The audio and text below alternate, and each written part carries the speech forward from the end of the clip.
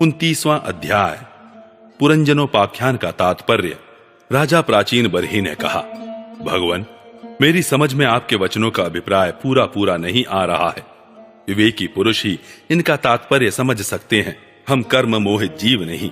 श्री नारद जी ने कहा, राजन, पुरंजन जीव है जो अपने लिए 1, 2, 3, 4 अथवा बहुत पैरों वाला या बिना पैरों का शरीर रूप पुर तैयार कर लेता है। उस जीव का सखा जो अविज्ञात नाम से कहा गया है वह ईश्वर है, क्योंकि किसी भी प्रकार के नाम, गुण अथवा कर्मों से जीवों को उसका पता नहीं चलता। जीव ने जब सुख दुख रूप सभी प्राकृत विषयों को भोगने की इच्छा की, तब उसने दूसरे शरीरों की अपेक्षा 9 द्वार, 2 हाथ और 2 पैरों वाला मानव देह ही पसंद किया। बुद्धि अथवा अविद्या को ही तुम पुरंजनी नाम की स्त्री जानो। इसी के कारण देह और इंद्रिय आदि में मैं मेरेपन का भाव उत्पन्न होता है, और पुरुष इसी का आश्रय लेकर शरीर में इंद्रियों द्वारा विषयों को भोगता है। 10 इंद्रियां ही उसके मित्र हैं, जिनसे कि सब प्रकार के ज्ञान और कर्म होते हैं। इंद्रियों की वृत्तियां ही उसकी सखियां, और प्राण, अपान, व्यान, उदान समान रूप 5 वृत्तियों वाला प्राण वायु ही नगर की रक्षा करने वाला 5 फन का सर्प है। दोनों प्रकार की इंद्रियों के नायक मन को ही 11वां महाबली योद्धा जानना चाहिए। शब्दादि 5 विषय ही पांचाल देश है, जिसके बीच में वह 9 द्वारों वाला नगर बसा हुआ है। उस नगर में जो एक एक स्थान पर 2-2 द्वार बताए गए थे, वे 2 नेत्र गोलक, 2 नासा छिद्र और 2 कर्ण छिद्र हैं। इनके साथ मुख, लिंग और गुदा, ये 3 और मिलाकर कुल 9 द्वार हैं। इन्हीं में होकर वह जीव इंद्रियों के साथ बाह्य विषयों में जाता है। इसमें 2 नेत्र गोलक, 2 नासा छिद्र और 1 मुख, ये 5 पूर्व के द्वार हैं। दाहिने कान को दक्षिण का और बाएं कान को उत्तर का द्वार समझना चाहिए। गुदा और लिंग, ये नीचे के 2 छिद्र पश्चिम के द्वार हैं। खद्योता और आविर्मुखी नाम के जो 2 द्वार एक स्थान पर बतलाए थे, वे नेत्र गोलक हैं, तथा रूप विभ्राजित नाम का देश है, जिसका इन द्वारों से जीव चक्षु इंद्रिय की सहायता से अनुभव करता है। दोनों नासा छिद्र ही नलिनी और नालिनी नाम के द्वार हैं, और नासिका का विषय गंध ही सौरभ देश है, तथा घ्राणेन्द्रिय अवधूत नाम का मित्र है। मुख्य नाम का द्वार है, उसमें रहने वाला वागींद्रिय विपण है, और रसनेन्द्रिय रसविद नाम का मित्र है। वाणी का व्यापार आपन है, और तरह तरह का अन्न बहुदन है, तथा दाहिना कान पितृहु और बायां कान देवहु कहा गया है।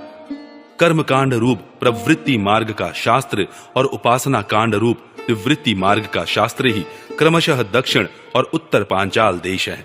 इन्हें श्रवणेन्द्रिय रूप श्रुतधर की सहायता से सुनकर जीव क्रमशः पितृयान और देवयान मार्गों में जाता है। लिंग ही आसुरी नाम का पश्चिमी द्वार है, स्त्री प्रसंग ग्रामक नाम का देश है, और लिंग में रहने वाला उपस्थेंद्रिय दुर्मद नाम का मित्र है। गुदा निरृति नाम का पश्चिमी द्वार है। नरक वैशस नाम का देश है, और गुदा में स्थित पायु इंद्रिय लुब्धक नाम का मित्र है। इनके सिवा 2 पुरुष अंधे बताए गए थे, उनका रहस्य भी सुनो। वे हाथ और पांव हैं। इन्हीं की सहायता से जीव क्रमशः सब काम करता है और जहां तहां जाता है। हृदय अंतःपुर है, उसमें रहने वाला मन ही विशुचि नाम का प्रधान सेवक है। जीव उस मन के सत्वादि गुणों के कारण ही प्रसन्नता, हर्ष रूप विकार अथवा मोह को प्राप्त होता है। बुद्धि जिस जिस प्रकार स्वप्न अवस्था में विकार को प्राप्त होती है और जागृत अवस्था में इंद्रियादि को विकृत करती है, उसके गुणों से लिप्त होकर आत्मा भी उसी रूप में उसकी वृत्तियों का अनुकरण करने को बाध्य होता है। यद्यपि वस्तुतः वह उनका निर्विकार साक्षी मात्र ही है। शरीर ही रथ है, उसमें ज्ञानेन्द्रिय रूप 5 घोड़े जुते हुए हैं। देखने में संवत्सर रूप काल के समान ही उसका अप्रतिहत वेग है। वास्तव में वह गतिहीन है। पुण्य और पाप, ये 2 प्रकार के कर्म ही उसके पहिए हैं। 3 गुण ध्वजा है, 5 प्राण डोरियां हैं, मन बागडोर है, बुद्धि सारथी है, हृदय बैठने का स्थान है, सुख दुखादि द्वंद्व जुए हैं। इंद्रियों के 5 विषय उसमें रखे हुए आयुध हैं, और त्वचा आदि 7 धातुएं उसके आवरण हैं। 5 कर्मेंद्रियां उसकी 5 प्रकार की गति है। इस रथ पर चढ़कर रथी रूप यह जीव मृग तृष्णा के समान मिथ्या विषयों की ओर दौड़ता है। 11 इंद्रियां उसकी सेना है तथा 5 ज्ञानेंद्रियों के द्वारा उन इंद्रियों के विषयों को अन्याय पूर्वक ग्रहण करना ही उसका शिकार खेलना है। जिसके द्वारा काल का ज्ञान होता है वह संवत्सर ही चंडवेग नामक गंधर्व राज है। उसके अधीन जो 360 गंधर्व बताए गए थे वे दिन हैं और 360 गंधर्वियां रात्रि हैं। ये बारी बारी से चक्कर लगाते हुए मनुष्य की आयु को हरते रहते हैं। वृद्धावस्था ही साक्षात काल कन्या है, उसे कोई भी पुरुष पसंद नहीं करता। तब मृत्यु रूप यवन राज ने लोक का संहार करने के लिए उसे बहन मानकर स्वीकार कर लिया। आदि और व्याधि ही उस यवन राज के पैदल चलने वाले सैनिक हैं तथा प्राणियों को पीड़ा पहुंचाकर शीघ्र ही मृत्यु के मुख में ले जाने वाला शीत और उष्ण 2 प्रकार का ज्वर ही प्रज्वार नाम का उसका भाई है। इस प्रकार यह देहाभिमानी जीव अज्ञान से आच्छादित होकर अनेक प्रकार के आधि भौतिक, आध्यात्मिक और आधि दैविक कष्ट भोगता हुआ 100 वर्ष तक मनुष्य शरीर में पड़ा रहता है। वस्तुतः तो वह निर्गुण है, किंतु प्राण, इंद्रिय और मन के धर्मों को अपने में आरोपित कर मैं मेरेपन में अभिमान से बंधकर शुद्र विषयों का चिंतन करता हुआ तरह तरह के कर्म करता रहता है। यह यद्यपि स्वयं प्रकाश है, तथापि जब तक सबके परम गुरु आत्म स्वरूप श्री भगवान के स्वरूप को नहीं जानता तब तक प्रकृति के गुणों में ही बंधा रहता है। उन गुणों का अभिमानी होने से वह विवश होकर सात्विक, राजस और तामस कर्म करता है तथा उन कर्मों के अनुसार भिन्न भिन्न योनियों में जन्म लेता है। वह कभी तो सात्विक कर्मों के द्वारा प्रकाश बहुल स्वर्गादि लोक प्राप्त करता है, कभी राजसी कर्मों के द्वारा सुखमय रजोगुणी लोकों में जाता है, जहां उसे तरह तरह के कर्मों का क्लेश उठाना पड़ता है, और कभी तमोगुणी कर्मों के द्वारा शोक बहुल तमोमयी योनियों में जन्म लेता है। इस प्रकार अपने कर्म और गुणों के अनुसार देव योनि, मनुष्य योनि अथवा पशु पक्षी योनियों में जन्म लेकर वह अज्ञानांध जीव कभी पुरुष, कभी स्त्री और कभी नपुंसक होता है। जिस प्रकार बेचारा भूख से व्याकुल कुत्ता दर दर भटकता हुआ अपने प्रारब्ध अनुसार कहीं डंडा खाता है और कहीं भात खाता है, उसी प्रकार यह जीव चित्त में नाना प्रकार की वासनाओं को लेकर ऊंचे नीचे मार्ग से ऊपर, नीचे अथवा मध्य के लोकों में भटकता हुआ अपने कर्मानुसार सुख दुख भोगता रहता है। आधि दैविक, आधि भौतिक और आध्यात्मिक इन 3 प्रकार के दुखों में से किसी भी एक से जीव का सर्वथा छुटकारा नहीं हो सकता। यदि कभी वैसा जान पड़ता है तो वह केवल तात्कालिक निवृत्ति ही है। वह ऐसी ही है जैसे कोई सिर पर भारी बोझा ढोकर ले जाने वाला पुरुष उसे कंधे पर रख ले। इसी तरह सभी प्रतिक्रिया जाननी चाहिए। यदि किसी उपाय से मनुष्य एक प्रकार के दुख से छुट्टी पाता है तो दूसरा दुख आकर उसके सिर पर सवार हो जाता है। शुद्ध हृदय नरेंद्र, जिस प्रकार स्वप्न में होने वाला स्वप्नांतर उस स्वप्न से सर्वथा छूटने का उपाय नहीं है, उसी प्रकार कर्म फल भोग से सर्वथा छूटने का उपाय केवल कर्म नहीं हो सकता, क्योंकि कर्म और कर्म फल भोग दोनों ही अविद्या युक्त होते हैं। जिस प्रकार स्वप्न अवस्था में अपने मनोमय लिंग शरीर से विचरने वाले प्राणी को स्वप्न के पदार्थ न होने पर भी भासते हैं, उसी प्रकार ये दृश्य पदार्थ वस्तुतः न होने पर भी जब तक अज्ञान निद्रा नहीं टूटती बने ही रहते हैं और जीव को जन्म मरण रूप संसार से मुक्ति नहीं मिलती। राजन, जिस अविद्या के कारण परमार्थ स्वरूप आत्मा को यह जन्म मरण रूप अनर्थ परंपरा प्राप्त हुई है, उसकी निवृत्ति गुरु स्वरूप श्री हरि में सुदृढ़ भक्ति होने पर हो सकती है। भगवान वासुदेव में एकाग्रता पूर्वक सम्यक प्रकार से किया हुआ भक्तिभाव ज्ञान और वैराग्य का आविर्भाव कर देता है। राजर्षि, यह भक्तिभाव भगवान की कथाओं के आश्रित रहता है, इसलिए जो श्रद्धा पूर्वक उन्हें प्रतिदिन सुनता या पढ़ता है उसे बहुत शीघ्र इसकी प्राप्ति हो जाती है। राजन, जहां भगवत गुणों को कहने और सुनने में तत्पर विशुद्ध चित्त भक्तजन रहते हैं, उस साधु समाज में सब और महापुरुषों के मुख से निकले हुए श्री मधुसूदन भगवान के चरित्र रूप शुद्ध अमृत की अनेकों नदियां बहती रहती हैं। जो लोग अतृप्त चित्त से श्रवण में तत्पर अपने कर्ण कुहरों द्वारा उस अमृत का छक कर पान करते हैं, उन्हें भूख प्यास, भय, शोक और मोह आदि कुछ भी बाधा नहीं पहुंचा सकते। हाय, स्वभावतः प्राप्त होने वाले इन क्षुधा पिपासादि विघ्नों से सदा घिरा हुआ जीव समुदाय श्री हरि के कथामृत सिंधु से प्रेम नहीं करता। साक्षात प्रजापतियों के पति ब्रह्मा जी, भगवान शंकर, स्वयंभू, मनु, दक्षादि प्रजापतिगण, सनकादि नैष्ठिक ब्रह्मचारी, मरीचि, अत्रि, अंगिरा, पुलस्त्य, पुलह, क्रतु, भृगु, वशिष्ठ और मैं, ये जितने ब्रह्मवादी मुनिगण हैं, समस्त वांग्मय के अधिपति होने पर भी तप, उपासना और समाधि के द्वारा ढूंढ ढूंढ कर हार गए, फिर भी उस सर्वसाक्षी परमेश्वर को आज तक न देख सके। वेद भी अत्यंत विस्तृत है, उसका पार पाना हंसी खेल नहीं है। अनेकों महानुभाव उसकी आलोचना करके मंत्रों में बताए हुए वज्रहस्त्वादि गुणों से युक्त इंद्रादि देवताओं के रूप में भिन्न भिन्न कर्मों के द्वारा यद्यपि उस परमात्मा का ही यजन करते हैं, तथापि उसके स्वरूप को ये भी नहीं जानते। हृदय में बार बार चिंतन किए जाने पर भगवान जिस समय जिस जीव पर कृपा करते हैं, उसी समय वह लौकिक व्यवहार एवं वैदिक कर्म मार्ग की बद्ध मूल आस्था से छुट्टी पा जाता है। बहिष्मन, तुम इन कर्मों में परमार्थ बुद्धि मत करो, ये सुनने में ही प्रिय जान पड़ते हैं, परमार्थ का तो स्पर्श भी नहीं करते। ये जो परमार्थवत दीख पड़ते हैं, इसमें केवल अज्ञान ही कारण है। जो मलिनमती कर्मवादी लोग वेद को कर्म परक बताते हैं, वे वास्तव में उसका मर्म नहीं जानते। इसका कारण यही है कि वे अपने स्वरूप भूत लोक को नहीं जानते, जहां साक्षात श्री जनार्दन भगवान विराजमान है। पूर्व की ओर अग्रभाग वाले कुशाओं से संपूर्ण भूमंडल को आच्छादित करके अनेकों पशुओं का वध करने से तुम बड़े कर्माभिमानी और उद्धत हो गए हो, किंतु वास्तव में तुम्हें कर्म या उपासना किसी के भी रहस्य का पता नहीं है। वास्तव में कर्म तो वही है जिससे श्री हरि को प्रसन्न किया जा सके, और विद्या भी वही है जिससे भगवान में चित्त लगे। श्री हरि संपूर्ण देहधारियों के आत्मा, नियामक और स्वतंत्र कारण हैं, अतः उनके चरण तल ही मनुष्यों के एकमात्र आश्रय हैं, और उन्हीं से संसार में सबका कल्याण हो सकता है। जिससे किसी को अणुमात्र भी भय नहीं होता, वही उसका प्रियतम आत्मा है। ऐसा जो पुरुष जानता है वही ज्ञानी है, और जो ज्ञानी है वही गुरु एवं साक्षात श्री हरि है। श्री नारद जी कहते हैं, पुरुष श्रेष्ठ, यहां तक जो कुछ कहा गया है उससे तुम्हारे प्रश्न का उत्तर हो गया। अब मैं एक भलीभांति निश्चित किया हुआ गुप्त साधन बताता हूं, ध्यान देकर सुनो। पुष्प वाटिका में अपनी हरिणी के साथ विहार करता हुआ एक हरिण मस्त घूम रहा है।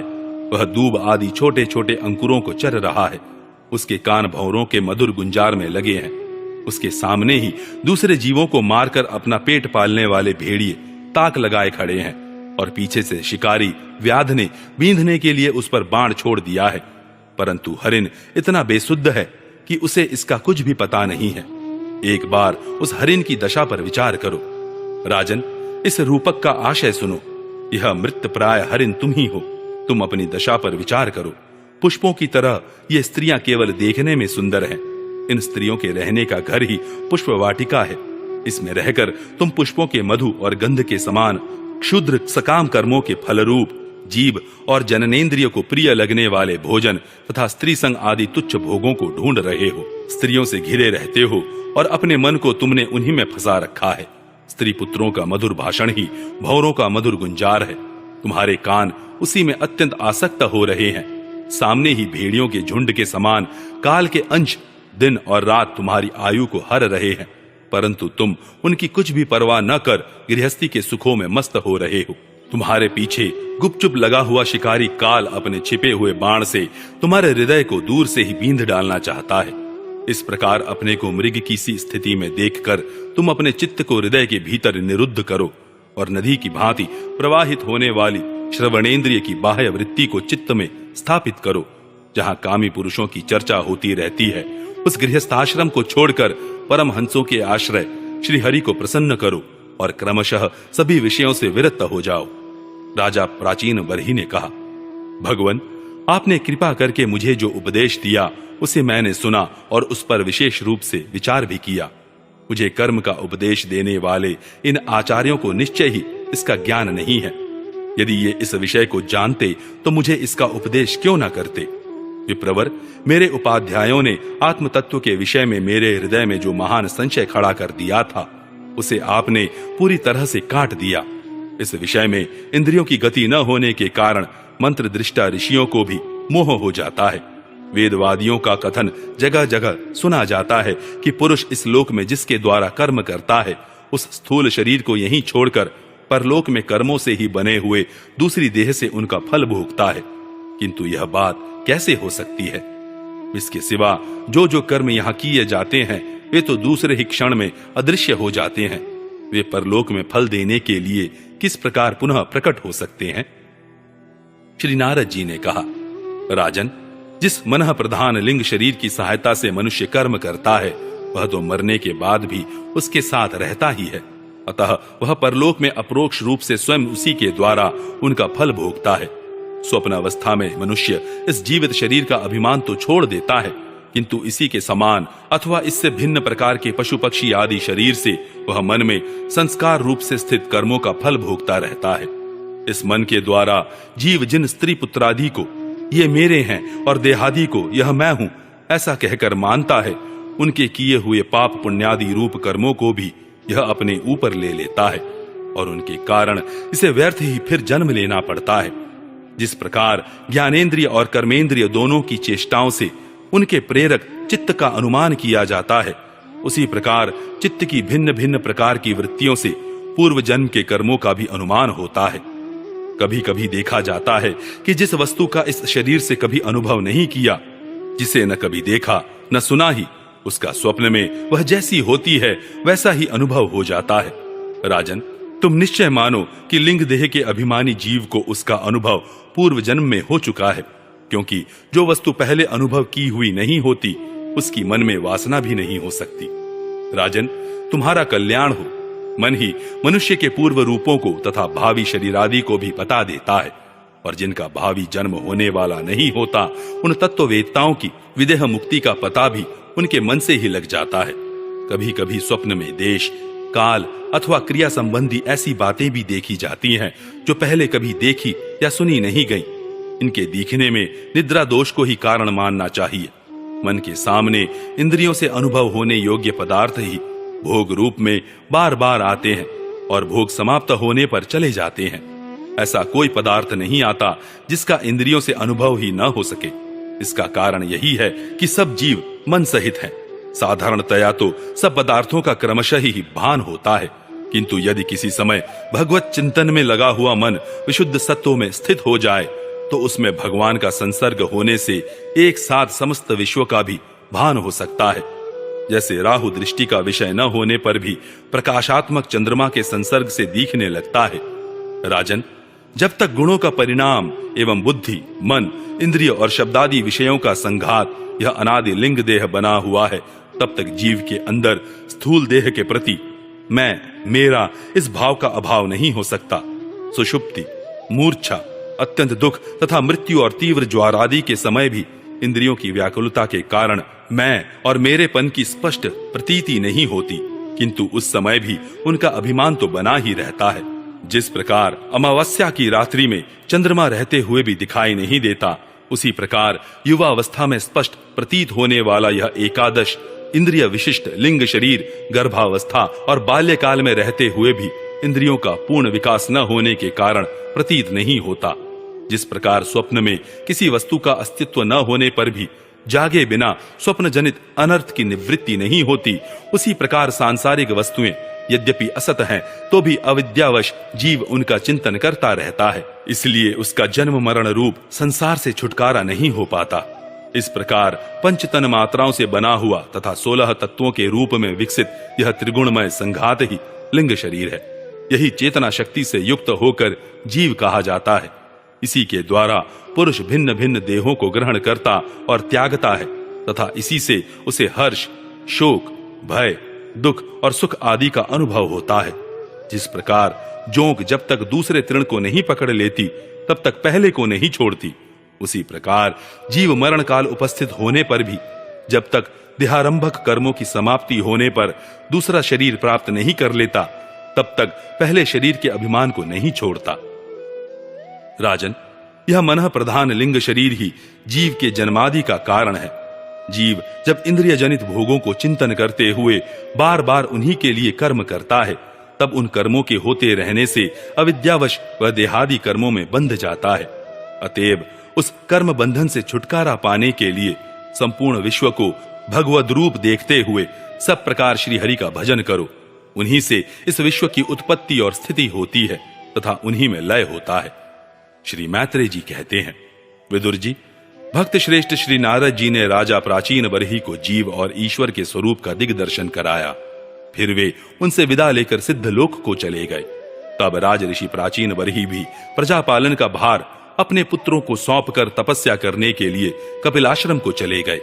वहां उन वीरवर ने समस्त विषयों की आसक्ति छोड़ एकाग्र मन से भक्ति पूर्वक श्री हरि के चरण कमलों का चिंतन करते हुए सारूप्य पद प्राप्त किया। निष्पाप विदुर जी, देवर्षि नारद के परोक्ष रूप से कहे हुए इस आत्मज्ञान को जो पुरुष सुनेगा या सुनाएगा, वह शीघ्र ही लिंग देह के बंधन से छूट जाएगा। देवर्षि नारद के मुख से निकला हुआ यह आत्मज्ञान भगवान मुकुंद के यश से संबद्ध होने के कारण त्रिलोकी को पवित्र करने वाला, अंतःकरण का शोधक तथा परमात्म पद को प्रकाशित करने वाला है। जो पुरुष इसकी कथा सुनेगा वह समस्त बंधनों से मुक्त हो जाएगा और फिर उसे इस संसार चक्र में नहीं भटकना पड़ेगा। विदुर जी, गृहस्थाश्रमी पुरंजन के रूपक से परोक्ष रूप में कहा हुआ यह अद्भुत आत्मज्ञान मैंने गुरु जी की कृपा से प्राप्त किया था। इसका तात्पर्य समझ लेने से बुद्धि युक्त जीव का देहाभिमान निवृत्त हो जाता है तथा उसका परलोक में जीव किस प्रकार कर्मों का फल भोगता है, यह संशय भी मिट जाता है।